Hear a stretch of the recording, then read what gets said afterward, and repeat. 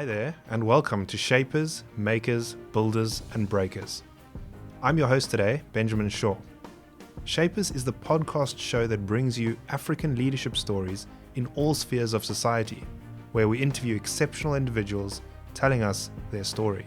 This podcast is brought to you by Ameil Capital. Ameil Capital is a leading alternative private equity fund manager that through its 15-year history have focused on investing in African businesses with purpose and impact. Ameil covers the whole of the African continent with investment teams based in Cape Town, South Africa and Nairobi, Kenya, currently managing investments in 9 African countries. The core investment thesis revolves around partnering with exceptional businesses and their teams that have the ability to impact Africa in the decades to come. Ameil does this through providing growth capital to these businesses, but more than that, leveraging a partnership ethos with the companies they invest in.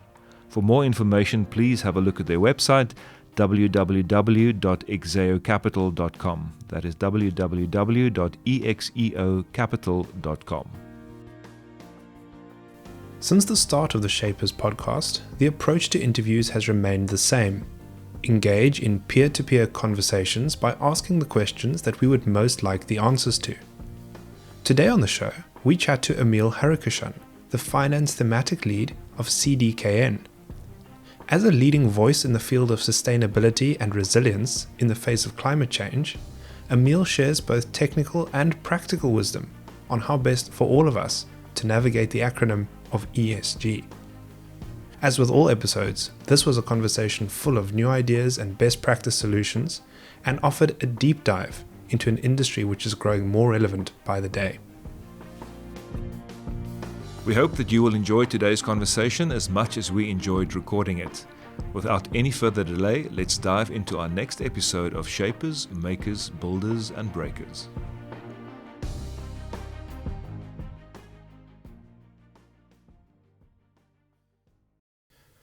I first met our guest at the University of Cape Town, both as Allan Gray Fellows, although studying very different disciplines at the time.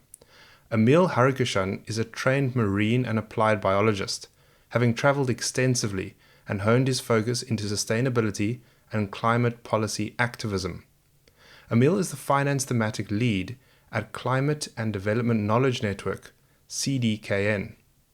This after a storied journey of mobilizing change and policy development across a range of climate initiatives in a range of geographies. We recently reconnected in Cape Town and I was fascinated by the increasing overlap between investment initiatives and the ethos of sustainable development, which Ameil shared with me, and it's growing every year. Welcome to the pod, Ameil. Hi, Ben. Great to be here with you and to be connecting on a different platform like this. It's great to have you. Let's start by laying out a few of the terms that you get excited about each day, but maybe leave a few listeners behind. What is ESG and how does this link to climate finance? Great. Thanks so much, Ben. Well, let's firstly start off by discussing what climate finance is, and hopefully the link to ESG will become a lot more apparent. So climate finance, in essence, and it's certainly a debated definition, is effectively financial resources that are mobilized for climate action, be it adaptation and resilience or mitigation, which would be focused more around reducing emissions. I think when we look at ESG and the emergence of environmental and social governance as it pertains to more private sector, and them taking a stronger consideration of how their activities, whether it be at a corporate level or a small business level, affects the interconnected social and ecological systems in which they function and operate. So certainly when we're then considering climate change and climate action, and we understand that there's large amounts of transformation that are required across multiple sectors and including multi-sectoral approaches, it strongly then links to understanding, well, how is it that businesses and corporates engage in those systems with regards to their environmental and social impacts.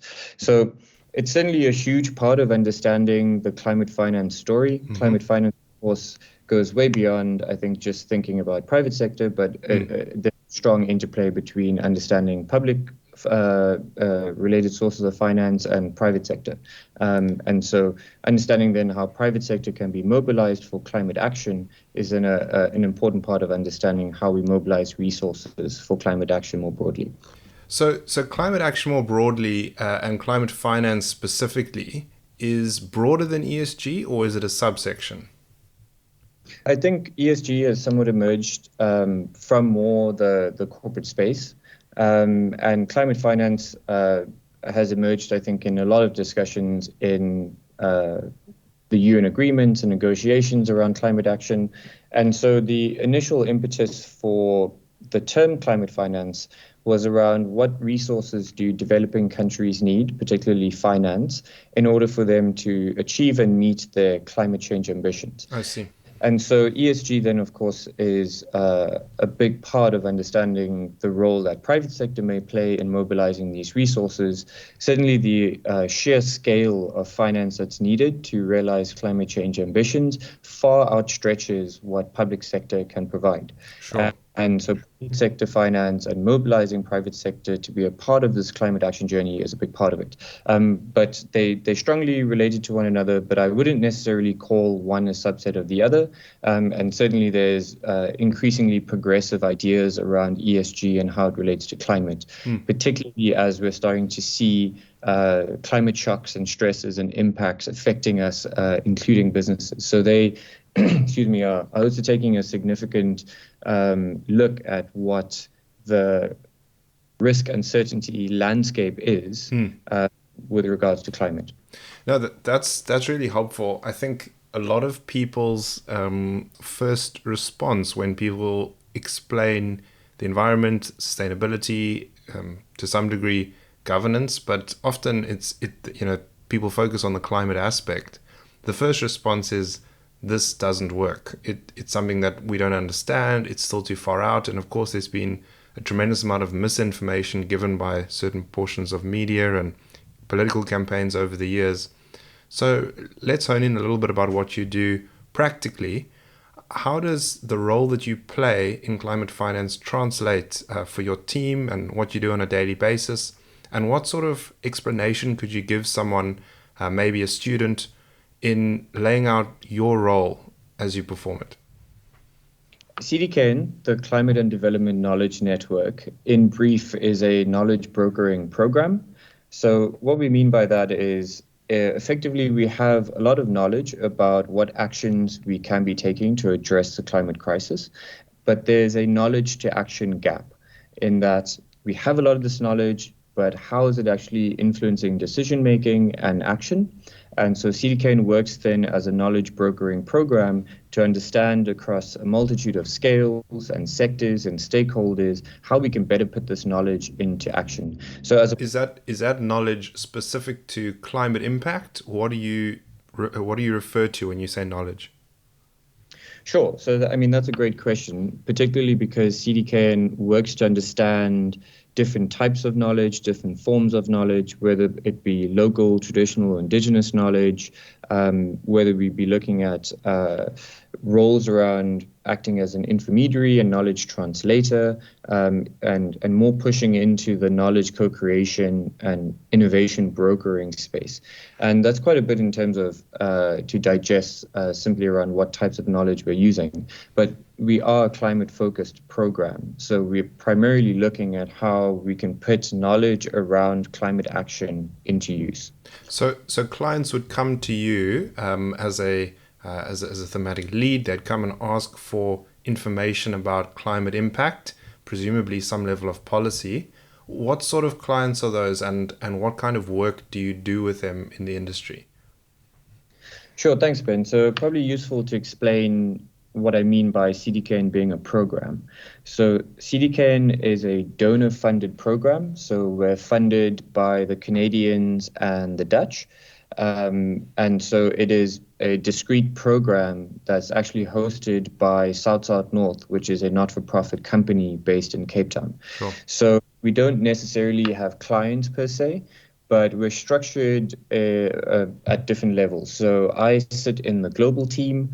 We then also have regional teams. So CDKN is a global program. We have an organization based in South Asia that leads the work in Asia. And we have a team based in South America that leads the work in Latin America. And so South-South-North then is the Africa lead as well, because we're based on the African continent and we're an African organization. And then we have deep dive work in a number of countries. Sure. So just to list off a few in Africa, we're doing deep dive work in Ethiopia, Kenya, Ghana, Namibia, and also expanding into Central and West Africa. And so we're a demand-driven program. And as I mentioned, we work with a range of different stakeholders across different scales. So in Kenya, for example, we're working with the Kenyan government as well as with a range of other civil society organizations. And as a program, we have 3 thematic focus areas. So financing resilience, that's the theme that I lead.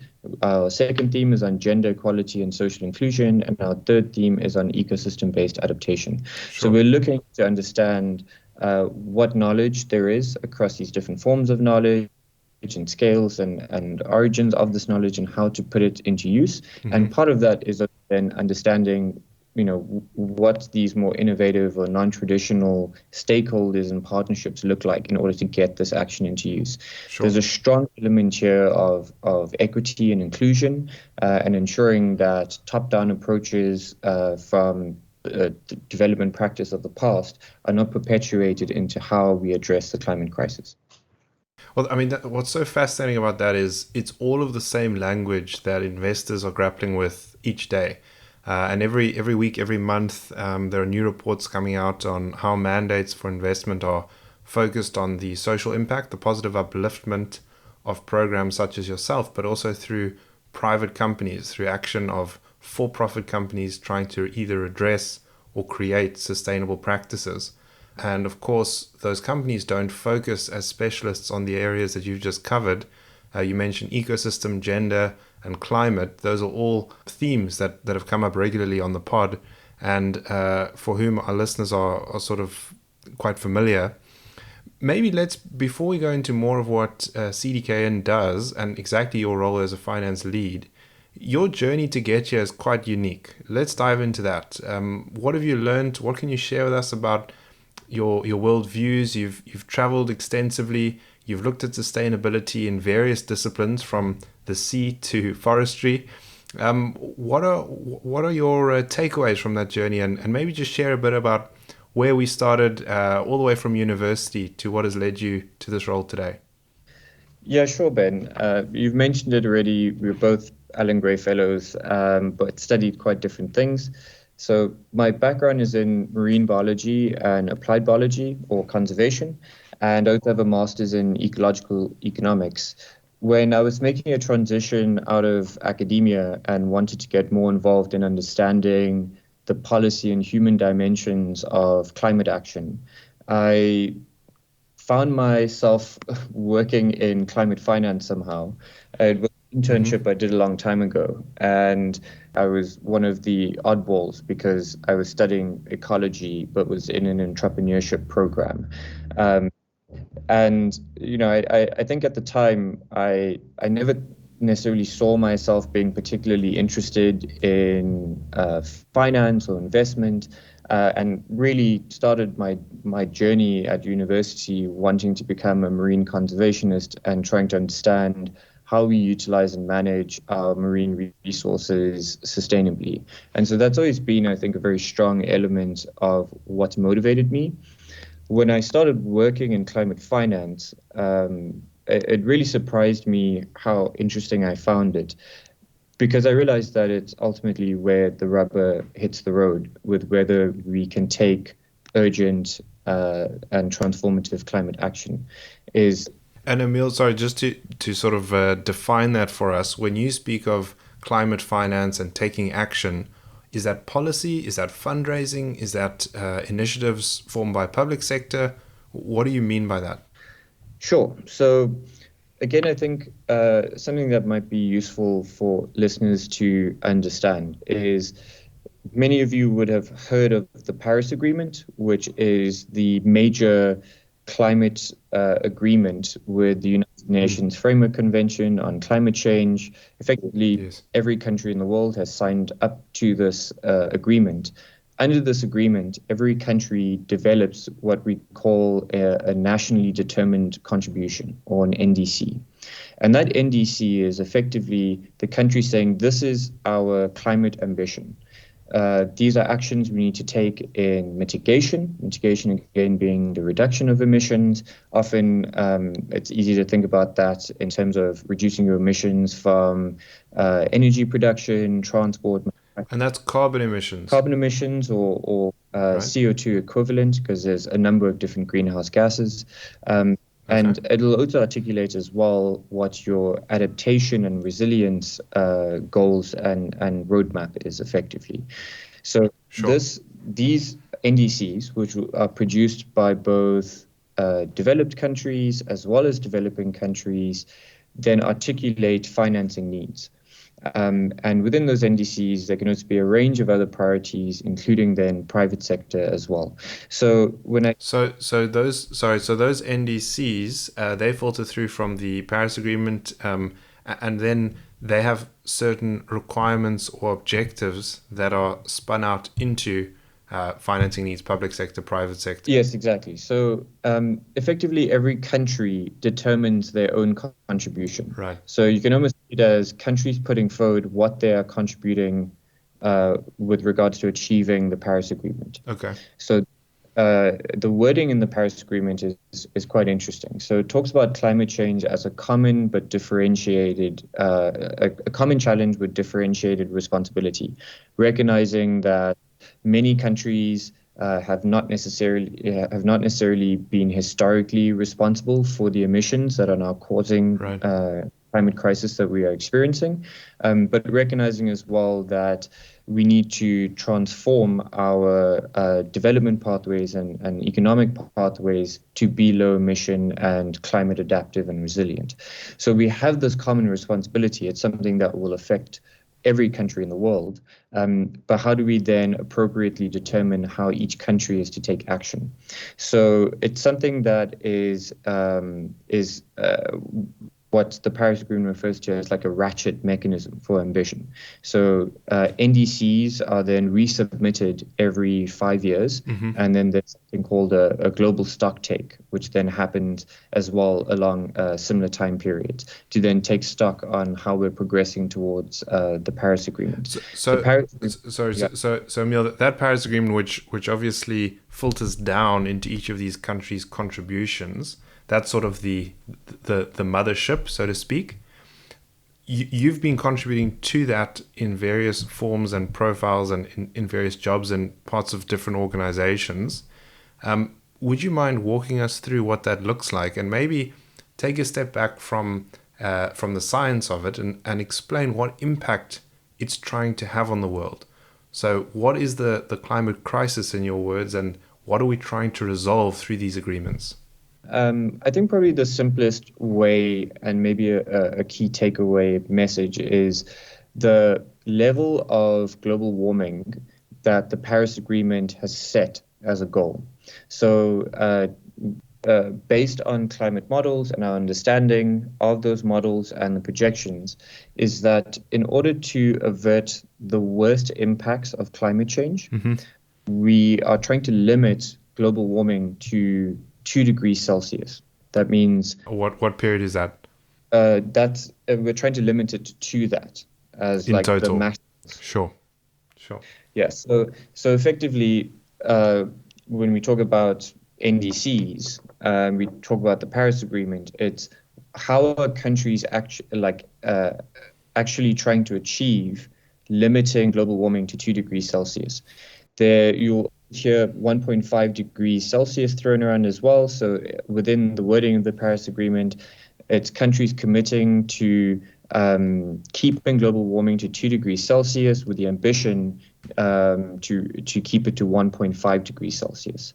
Important to note here is that compared to pre-industrial levels, we've already hit about 1.2 degrees Celsius and warming.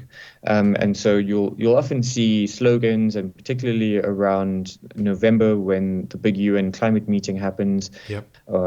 COP, you'll hear things like keep 1.5 alive and things along those lines. It's how, like, basically trying to keep that ambition to actually limit warming to 1.5 degrees Celsius. The Paris Agreement sets the threshold at 2 degrees Celsius. Sure. And then, of course, we have scenarios to understand what the impacts will be at 3 degrees, at 4 degrees, etc. And so we can then understand different trajectories based on emissions on where we're at in limiting global warming to 2 degrees Celsius. And Ameil, those are, I mean, they're magnificent goals. They're sort of ambitious and also necessary, which I suppose is what everyone dreams on working on in their career. You started off, you said, as a marine biologist. The Alan Gray Foundation was a form of learning towards entrepreneurship and impact. How has that sort of golden thread transitioned as you've grown in your career and you're now at CDKN? But prior to that, you focused on impact and sustainability through environment sort of for the better part of a decade, for longer than that now. What does that look like, and is it all in service of that one objective, or have the objectives shifted as your career has progressed? Yeah, I mean, that's an interesting question. And for me, I see it as a red thread that I've always been pulling on and following. Mm-hmm. As I mentioned, my interest started off in conservation and understanding how we actually protect our oceans. And I think when I initially started, it was very much more along the lines of conservation and biodiversity, and then understanding how we limit anthropogenic impacts on our oceans and overexploitation and ecosystem degradation, biodiversity loss. And initially, my research, postgrad research, etc., was understanding climate change impacts on marine ecosystems. So how marine ecosystems are responding to a changing climate. Which was then, which would have been the third of your three themes you outlined for CDKN. Yes, so Okay. ecosystem-based adaptation, we can definitely touch on it because it's very interesting, particularly when we start thinking about ESG and private sector. But my research at that point, it still felt quite disconnected from actually what the human drivers of the climate change impacts were. Sure. And I think my push to then try and understand, well, how do I bring in more social and economic systems into understanding the drivers of what's causing climate change, and then bring in the more academic and research background around understanding then how ecosystems and biodiversity are responding to those impacts. And so that's what sort of led me to pivot away from academia and eventually sort of land myself in climate finance. And then that for me, I think, felt like quite an important catalyst for then bringing all of these social, economic, and ecological systems thinking together. Sure. So for me, I've always seen it as sort of like a red thread that runs through all of it, and then went and did a master's in ecological economics that then, for me at least, wove that red thread between coming from an ecology background, working in finance, and then bringing ecological economics as a tool to sort of blend all of those knowledge areas together. And I recall you studied abroad for some of that period. Is the focus and is the collaboration from across the globe all unified behind the themes that you're identifying, this red thread, as you say? Or did you pick up very different focuses and areas of redress in each place that you visited? So, I mean, I do think globally we are progressing towards understanding what's referred to as social ecological systems. So actually the interplay and interconnectedness between social systems, including our economy, with ecological systems and the environment. And there's been huge amounts of work that's been put into understanding this interplay and actually understanding what sustainability in practice actually means. And we can maybe touch on that a little bit later. But it's certainly been something that I've come across in multiple different arenas. And it's been really interesting to sort of draw upon different knowledge sources and ideas into the space. So whether or not it's the types of things we did in like entrepreneurship and innovation, bringing in then policy and governance background from a semester abroad I did in the Netherlands, and sort of bringing in these different knowledge forms and finding value in how they can interplay in understanding the challenge more clearly. Sure. But yeah, it's certainly something that I think the global development community, or the international development sector, if you will, is strongly trying to align our understanding of development, climate, and nature. Sure. And of course, in the investment community, we are seeing an increased focus in reporting and metrics that are not only developed by advisors such as yourself, but also are being built from scratch, discovered. They're being set. The metrics are being they're being articulated for the first time by experts in the field, and they then feed back to the investment community who try to pursue them as part of our mandate for investment. Maybe that's a good segue into diving back into the role that you play currently. You mentioned being the Finance Thematic Lead. Maybe give us a description of what that means, and particularly, why is it relevant? I'll give you a few stakeholders to focus on, but let's just say for the general South African or African, why is this role relevant to us? How is it beneficial in fulfilling the goals you outlined earlier? So the Finance Thematic Lead position for CDKN is a new position. So we're entering this new phase of this program. And so we also have then a Gender Equality and Social Inclusion Lead and an Ecosystem-Based Adaptation Lead. Why I would say CDKN, or rather climate finance, is an interesting and important topic to engage on is that the trillions of dollars that we need to invest over the coming decades requires multiple transformations and shifts in both the traditional financial sector as well as how governments plan their budgets and their spending. Sure. Including how we mobilize resources, both internationally for us to access at a national level, but incredibly important to understand how we actually get that money to the ground for what we call locally led adaptation. And Ben, you're in Cape Town, and I'm sure you recall very well day zero.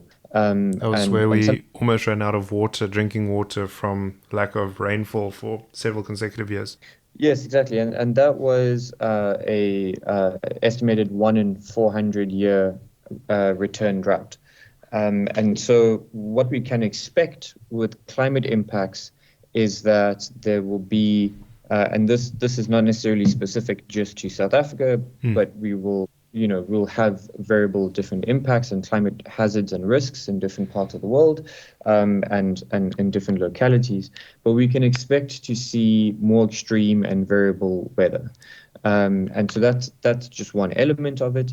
But then understanding how we actually invest in adaptive measures and build resilience to that variability and increase in frequency and extremity of these events, that's an incredibly important thing for just about anyone who might be listening to this.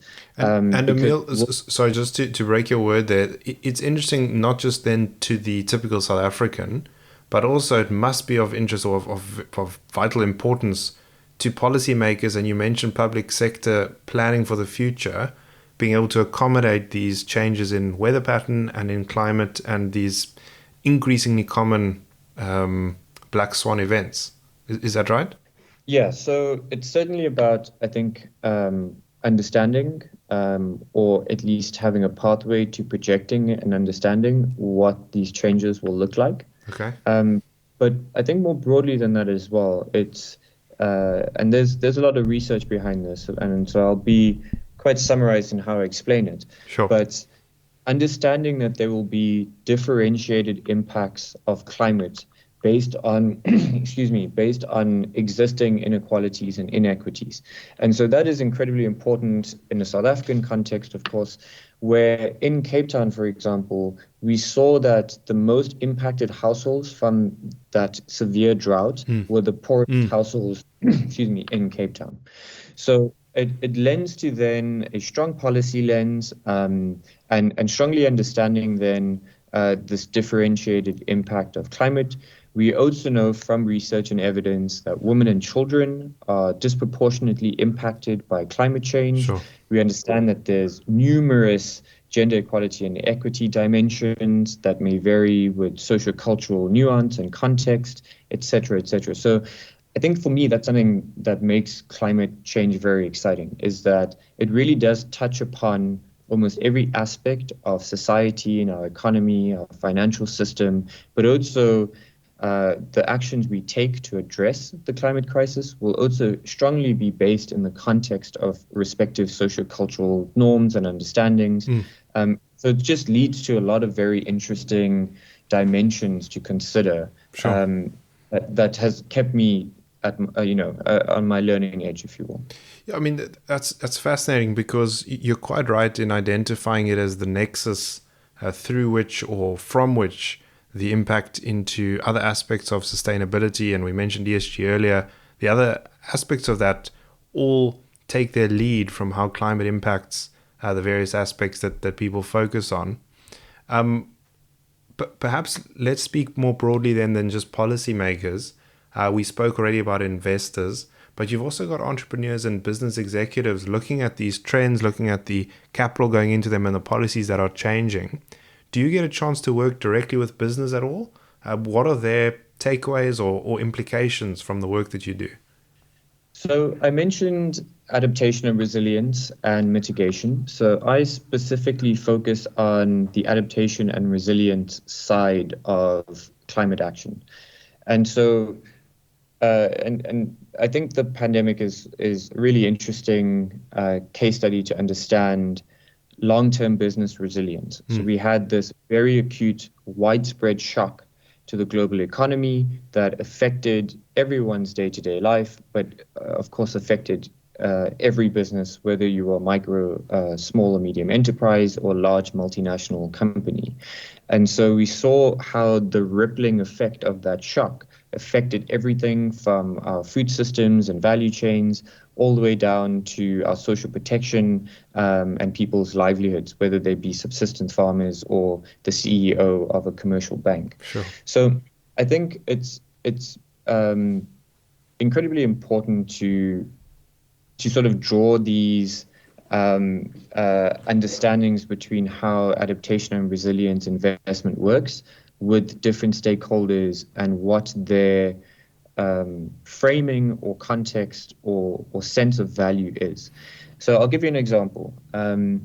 So I did some work on trying to propose a framework for understanding how businesses can invest in resilience.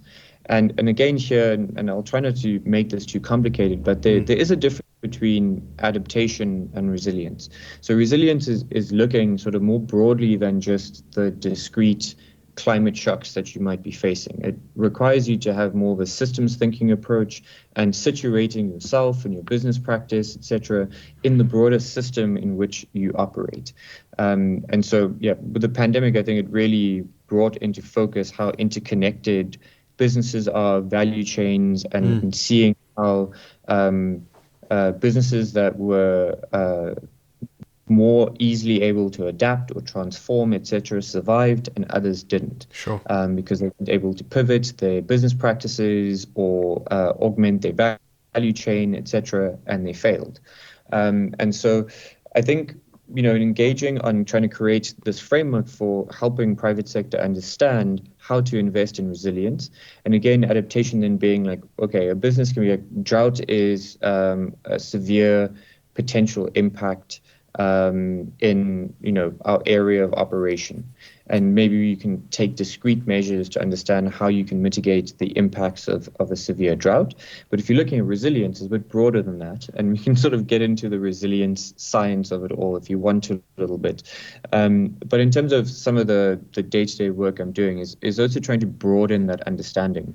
And I think, to bring it back to the question of ESG, I think it was a fundamental shift in understanding that prioritization of just bottom line is not going to be adequate to understand how you are positioned and impact your environment and social systems, etc., around you.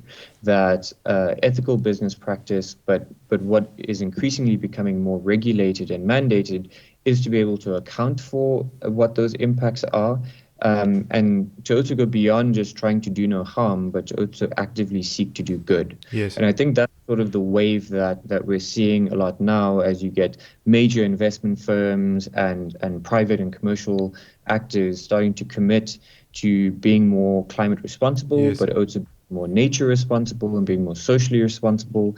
But how that all plays out, I think, is something that is still a really interesting area to engage in. Yeah, I mean, it really is. And in the network that Exeo operates, we've had several sessions, workshop sessions with leaders speaking about sustainability in terms that you've just described, beyond not doing bad. It used to be called having a triple bottom line. It's now been expanded to doing good or having social impact. But the fundamental question that's trying to be solved in these reporting metrics is the business doing good for society beyond its shareholders? And effectively asking the question, is this a benefit to stakeholders at large? And of course, that's a massive question, and the business has grappled with it for several years. Perhaps let's double click on that business case for ESG or for sustainability. I found a few stats to understand quite how large this theme has become. PricewaterhouseCoopers in 2020 reported that 88% of publicly traded companies and almost 70% of private ones that they have access to actually have ESG or sustainability initiatives in place. This was by 2020, which is a remarkably high number. 80% of large companies report climate change risks as being material to their company's operations, which is exactly what you've just shared, and COVID, of course, highlighted that. And 1 in 5 small or mid-cap companies are already implementing and following specific ESG standards. Now, if you consider those standards for a moment, each year we learn more about what the best practice is and how best to build a better future. How are standards and policies evolving to help companies and people more generally? How are ESG standards evolving to help us grapple with that? So I think there's a number of international partnerships, organizations, initiatives that are trying to push our understanding of what good practice or best practice is in this regard. There's a lot of interesting work that's been done by the World Business Council for Sustainable Development, the World Economic Forum, and others are trying to push a more progressive understanding of the role of private sector and business in climate action, and how the activities of private sector and business can actually be harnessed for achieving these very ambitious goals set under the Paris Agreement. Right. I think there's a lot still to be said and a lot of work to be done in understanding then the standards and the metrics, the indices, etc., particularly around adaptation and resilience. And this could also, I think, be a useful take-home message for listeners, is if we think about emissions reductions, it's in a lot of ways a lot easier to calculate what the metric is. Did we reduce X amount of tons of CO2 or avoid X amount of tons of CO2 being put into the atmosphere because we built a solar power plant instead of a coal fire station? It's very relevant at the moment. Very relevant, right? A lot different when you're trying to understand what is the adaptive capacity or resilience of people, from individual and household level through to looking at communities or city more broadly, understanding then again this differential impact of climate change, where somebody living in an informal settlement may be far more severely impacted by an extreme weather event. We see this in Durban a lot with the floods, but also in Cape Town with the severe drought that was there. Understanding all of these differentiated impacts, and certainly something we're pushing on with CDKN is to also understand like who comes up with these indices and these metrics, and how do we make these metrics and indices also work for those that are meant to benefit from these activities or interventions. So how do we understand then co-creation of these metrics so that, for example, if you're trying to work with communities on their adaptive capacity and resilience, that the communities that are actually benefiting from this work are actually also part of creating these indices. So again, trying to understand that equity and inclusion dimension around it as well. So there's still a lot of work, I think, on the adaptation and resilience side of things. I just attended the Resilience Evidence Forum in Cape Town a few weeks ago. That was an incredibly interesting workshop, or conference rather, where we were trying to unpack and understand actually how we measure resilience. And that's certainly an important factor for mobilizing private investment, is that companies, businesses, etc., are going to want to understand what resilience benefits they can expect in making certain investments. And this is where it starts to get a little bit more complicated, particularly around business operations and the scales and levels by which decisions are often made, and trying to reconcile this with a broader systems thinking approach where we're saying you're actually operating in a risk uncertainty landscape in a broader system, and this system affects you, and increasingly will affect you more and more. And so how do you position yourself in that system? How do you develop an investment strategy or business practice strategy, et cetera, et cetera? So it's a really interesting discussion, but we're I think, kind of like at the starting gate of something that could be very progressive and potentially very impactful. I mean, it's hugely impactful. And again, I can't help but see the parallels to finance and how it's applied more broadly in the industry. And the way you've described looking at risk mitigation and then benefits on the upside is almost exactly how a private wealth manager would assess and evaluate and then assist a client in managing first her risks, her insurable risks, her downside risks, the protection for income and adverse effects, and then secondly to stack and invest and build upon her wealth in order to accumulate enough for retirement and effectively a better future one day. Now, if you look at business through that lens, what you're advocating for is, first of all, a risk policy for us to mitigate the negative or the adverse effects that may come in. And then secondly, to plan and provision and build for a better future, one that we don't yet know what sort of how it will land, but that we need to navigate together. Yeah, that's really interesting, Ben. And perhaps I could also add in an example based on some work that I did a number of years ago. So it was when I was the mobilizing finance coordinator at what's called the Climate Resilient Infrastructure Development Facility, or CRIDIF, which was a donor-funded program from the UK, but operating out of Pretoria. And that program looked to work on pro-poor, transboundary, and climate-resilient water infrastructure development in Southern Africa. And what does that mean, Ameil? Give us the layman's version.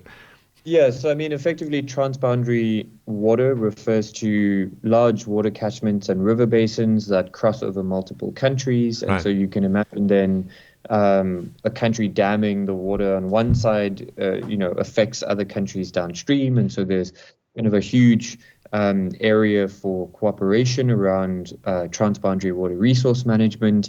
Pro-poor referring to, well, how do we ensure that this infrastructure is meeting the needs and priorities of the poorest and most vulnerable segments of society? Sure. And climate resilient then, of course, referring to, how are we building out this infrastructure to be resilient to current and future projected climate impacts.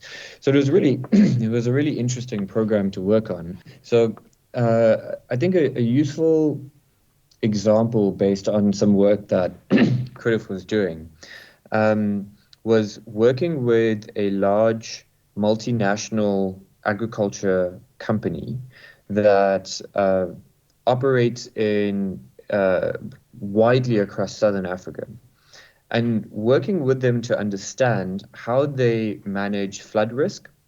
So often, and this is a huge part of this company's business model and their value chain, is they'll have large plantations, but surrounding those plantations are then smallholder farmers that will grow the same crop.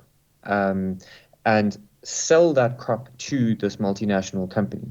So these smallholder farmers are actually a big part of their value chain, but they, in some regards, don't take responsibility necessarily for these farmers directly, because they sort of purchase and aggregate up. So one of the things in managing flood risk is that they would build hard infrastructure, dikes, etc., to divert flood water from their own plantations. But where would that flood water go?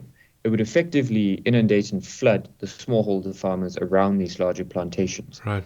And so you can see how actually they're managing their own risk, flood risk, but creating a problem for other actors in their own value chain. And so worked with them to understand, well, how do we have a more equitable distribution and sharing of this risk? And what other solutions can we actually work on that allows these smallholder farmers to be able to bounce back and more than just bounce back, but thrive and build their adaptation and resilience to potential future increases in frequency and severity of flooding, whilst then also building your long-term business resilience in this given area.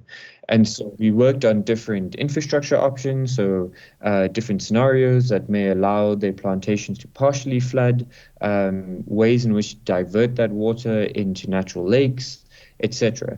And then worked with that multinational company to understand how they might be able to invest in some of that infrastructure, bringing in then government as well as other local stakeholders to create then this more novel and innovative partnership around moving from flood risk avoidance, which is what they were doing before, just build infrastructure to try and get this water from away from you, to flood risk management, which then is understanding how we exist within the system, and how our actions may affect others, and how we can cooperate to do something better.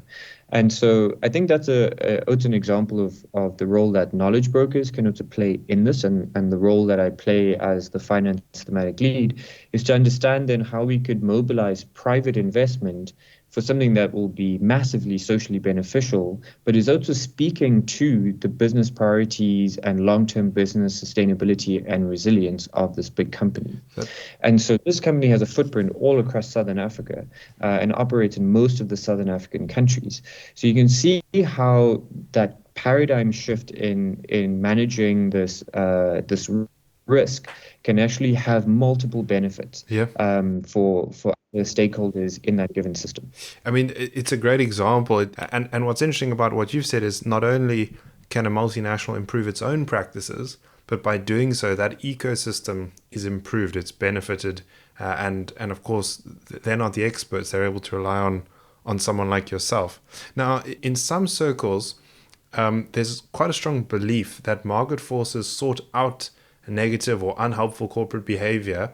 And in this case, the multinational approached you to help them sort of build out their standard or their approach.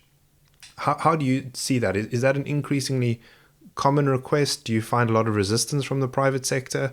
What is the industry like at the moment? Give us a bellwether for how people approach climate risk and resilience. Sure, Ben. So, I wouldn't be so bold as to make a claim about private sector and businesses across all sectors.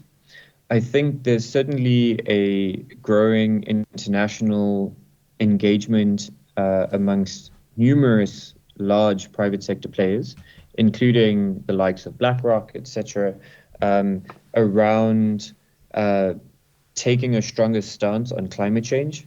So whether or not that includes divesting from fossil fuels or understanding or committing to their climate change strategies and targets.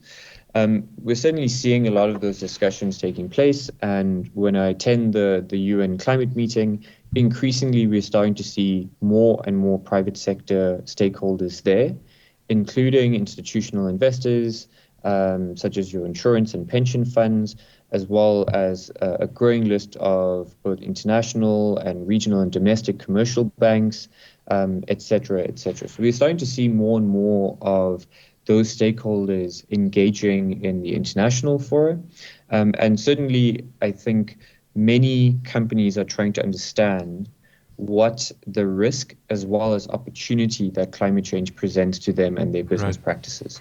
And what we talk about is also the need to shift from risk to resilience.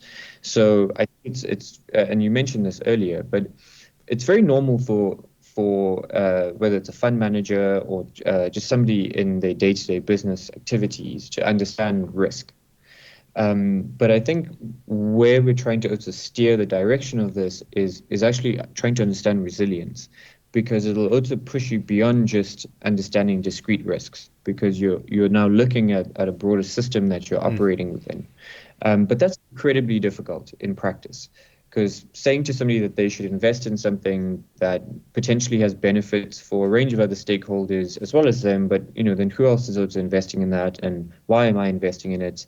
And you can't quite tell me exactly how you're going to measure the benefits to me or the time horizons by which I can expect to see these benefits. These are things that we're trying to still unearth and develop. But there certainly are a number of very progressive players Sure. in this field. And certainly, I think COP26 in Glasgow in 2021 was one of my key takeaways from that. COP stands for Conference of the Parties. It's just a UN term that is the name effectively for that big UN climate change conference. One of my takeaways from Glasgow in 2021 was private sector has really started to show up. And so the pandemic has also, I think, brought resilience as a term far more into the mainstream. And we've actually done some research to understand how big organizations, whether they be policy or regional governance bodies, including then multilateral development banks, etc., are using and understanding the word resilience, and then also trying to find ways in which to broker the science and knowledge around resilience to different stakeholder groups, which then also includes private sector as well. That's really interesting because, as you say, there are different stakeholders. Our focus, predominantly my focus day to day, has been the private or is the private sector. And the approaches to the different stakeholders coming on board with your recommendation or with COP's recommendations, they're quite wide ranging.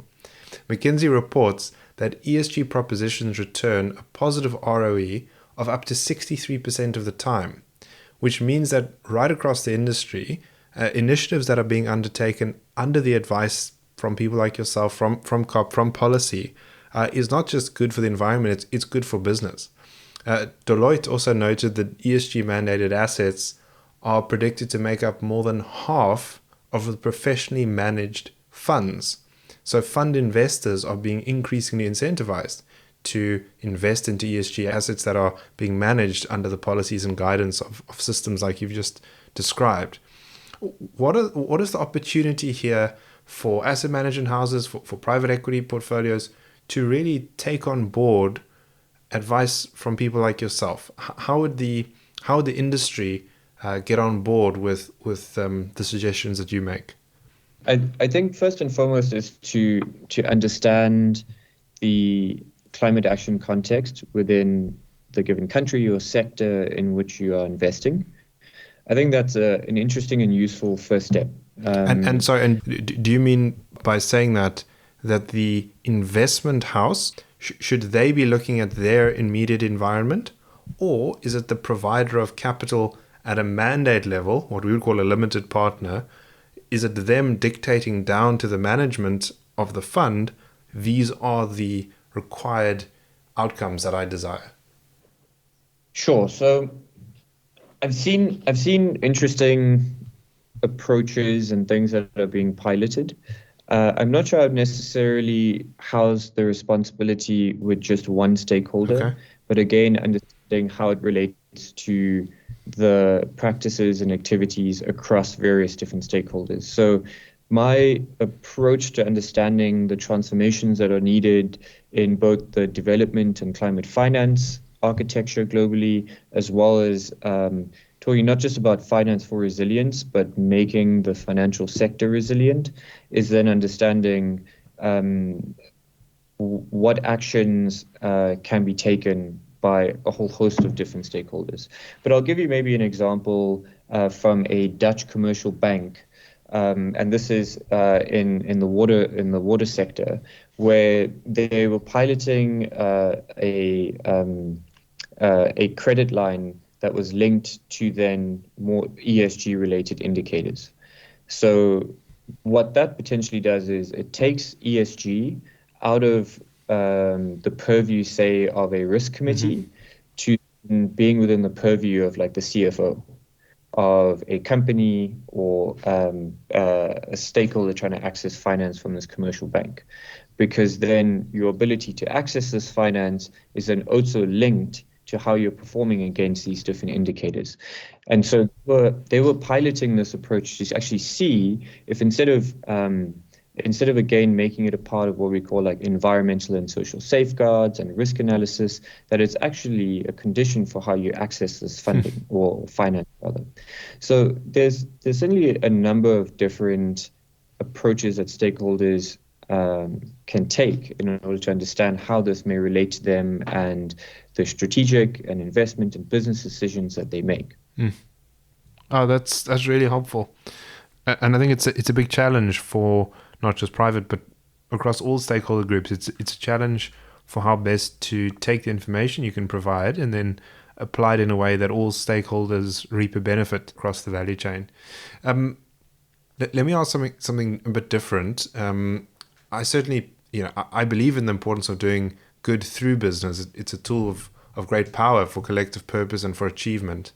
But we've recently come across a term called sports washing. For anyone who's unfamiliar, it's a term that's used to describe the use of sport to promote or burnish an otherwise sullied reputation. And I won't go into the examples that have come up. But there's also this term called greenwashing. And in some reports, it appears that oil and gas companies, for example, they're able to achieve better ESG and climate scores than, again, for example, recycling firms. How do we address that? And do you think that that's a policy gap, an implementation gap? Is it just misreporting? Or is it something that, as we're still growing the sector, we're needing to redress the way we're reporting on these metrics as we go? Sure, Ben. I mean, that's a really critical question, right? Around how do we ensure that we're not just superficially giving ourselves the sense that we are actually addressing this climate crisis, but on the other side of it as well is also a biodiversity crisis. We are destroying our natural ecosystems, and the rate of biodiversity loss is immense. And we're seeing, the new biodiversity framework through another UN convention called the Convention for Biodiversity, or UNCBD. We're seeing other global agreements around that as well. And so we are seeing a shift in the landscape in terms of major internationally agreed upon targets and goals, and how countries are mobilizing at a national level and then regionally to then meet and contribute to these ambitious targets. And so it's incredibly important then to understand how we have meaningful and tangible transformation across these different sectors and different action areas. It'll certainly have a component to it that relates to policy and regulatory environments. One of the challenges there is that, and this actually results from talking to a colleague about how we get more finance into what we call nature-based solutions, which is using nature to help us address some of the challenges we face. And he said to me that, one of the challenges with trying to put more stricter regulatory environments is then the perception of the ease of doing business in a given country. Yep. And so we need to address the broader understanding that we use to understand then business opportunity in a given sector or given market. Because if what we put into place is an enabling policy and regulatory environment for then more progressive and substantive ESG investments and climate investments, and a country then does that, but it affects their World Bank's rating of ease of doing business and crowds out investment from their country. And so I do think that there's multiple stakeholders here involved, both from your domestic commercial banks all the way through to your large investment firms, etc., right, in how we actually progress towards this paradigm shift. I can't tell you off the top of my head how it is that a fossil fuel company can score higher on ESG ratings than a company that's specifically focused on practices that are environmentally progressive or friendly, etc., or sustainable rather. I can't tell you that off the top of my head, but I think that's an indication that then Still some how work to go. ESG is broken. Well, and sorry, And and I mean, I'd like to come back to what I said earlier. I wouldn't or I certainly wouldn't want the impression to be, I think it's broken.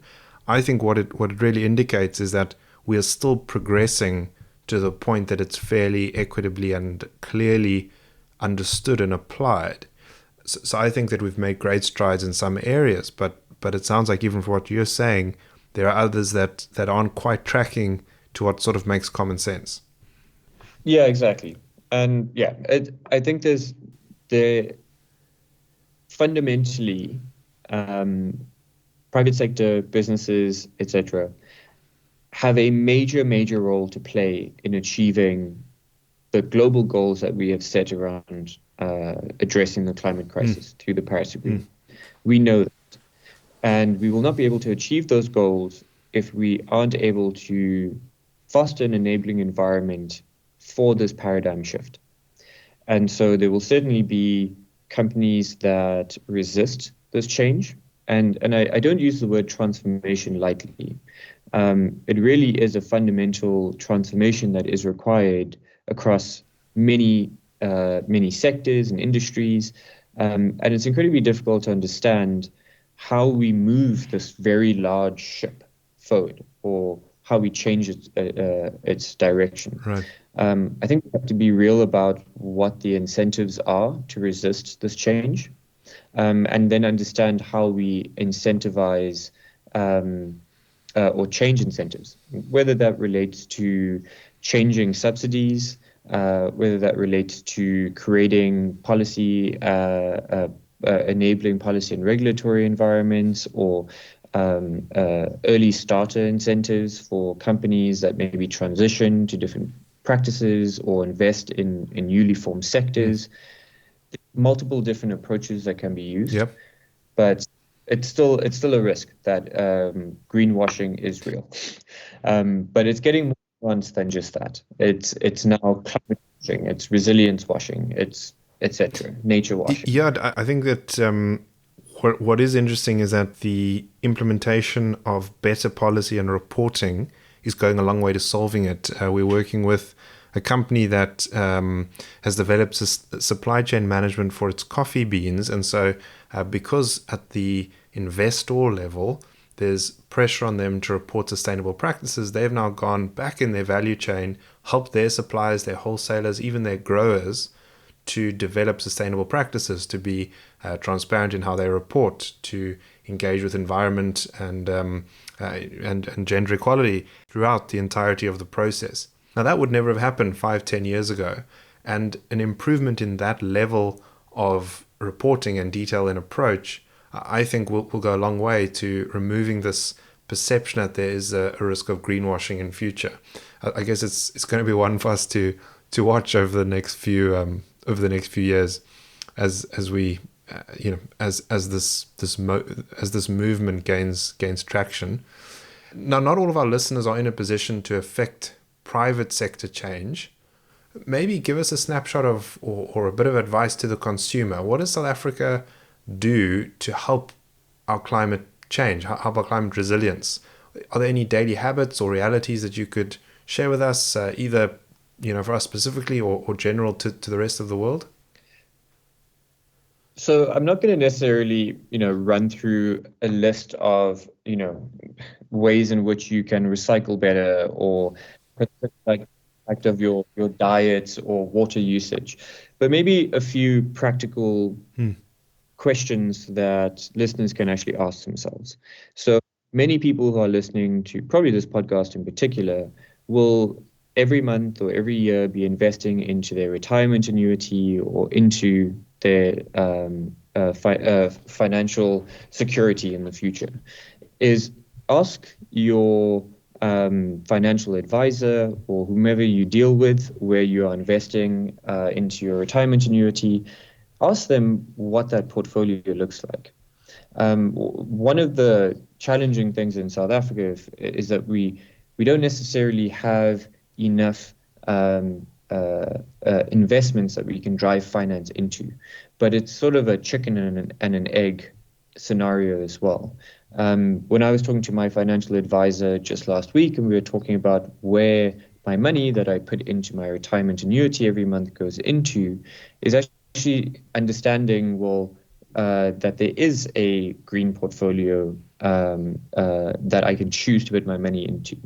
And that's certainly one way in which we can also, as consumers, as just everyday individuals, also just be aware of the broader financial system that we are engaging with, in which many of us might be actually putting in substantial amounts of our salary every month away for our long-term financial security. And actually having that open conversation with your financial advisor around, well, what is actually included in, where exactly is my money going into?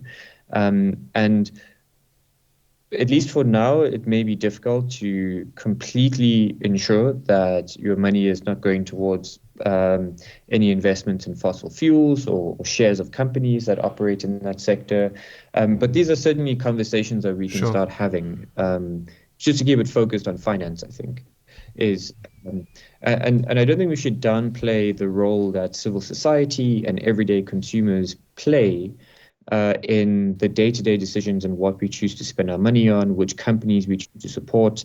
And I think if we're asking private sector to be more responsible with regards to ESG, climate, etc., I think we really also have to ask ourselves, are we also being more responsible in how we consider how our day-to-day activities and what we choose to consume and purchase and spend money on then also creates a market signal.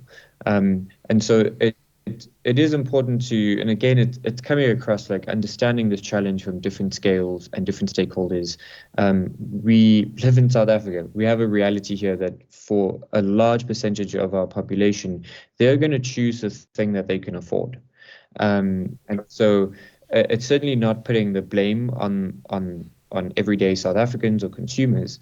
But I think at least if you're in a position to be sitting and listening to this podcast and engaging on this topic, and if you're putting money away every month into your RA, have you had that discussion with your financial advisor around where that money is actually going?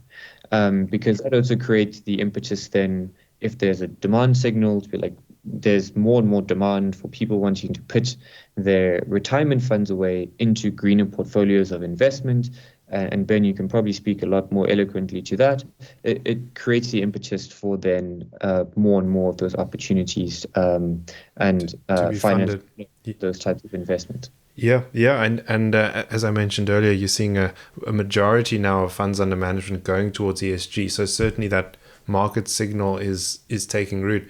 I think it's a really great takeaway, Ameil. I must admit, I hadn't thought that would be where you go with it, but I'm delighted, and I think very applicable to the listeners and to me myself. So I'll go and have that conversation. Maybe just one more question before we get the pod out there. People are going to be listening to this. You brought up some relatively controversial, but certainly interesting things that we should know and debate. Where could people find out more to read, to listen to, maybe a blog that you subscribe to? Where would we be able to engage further? And then also, how could we get in touch with you? So there's a ton of information online. If you look at most of the climate programs, either operating internationally or regionally, will publish knowledge products and put the work they're doing into quite easily digestible publications. I think if you're specifically interested in understanding more about climate action and private sector, turning to the World Business Council for Sustainable Development is a great starting point. They've got the World Business Council for Sustainable Development. Okay. So they're a great starting point. I think if you want to understand this further, they came out with a great publication about 2 or 3 years ago on long-term business resilience and contextualizing resilience science with regards to long-term business resilience, and sort of putting it more into language that is palatable or more easily digestible by private sector. And the World Economic Forum as well publishes a lot on this. I think if you're interested specifically on the business and private sector angle on this particular topic, then that would be a great place to start. And CDKN itself, cdkn.org, we have a range of different publications and knowledge products in different formats that are usually really interesting as well, and brings in, I think, more of the human element behind a lot of what we're talking about. So you can certainly follow CDKN and sign up for the newsletter. There's always tons of events and other interesting ways to engage in the subject matter and take it further. And if you want to get in touch with me, you can email me, ameil@southsouthnorth.org, AMEIL@southsouthnorth.org. And you can also just Google southsouthnorth.org and find me in the list of team members. That's brilliant. Thanks so much.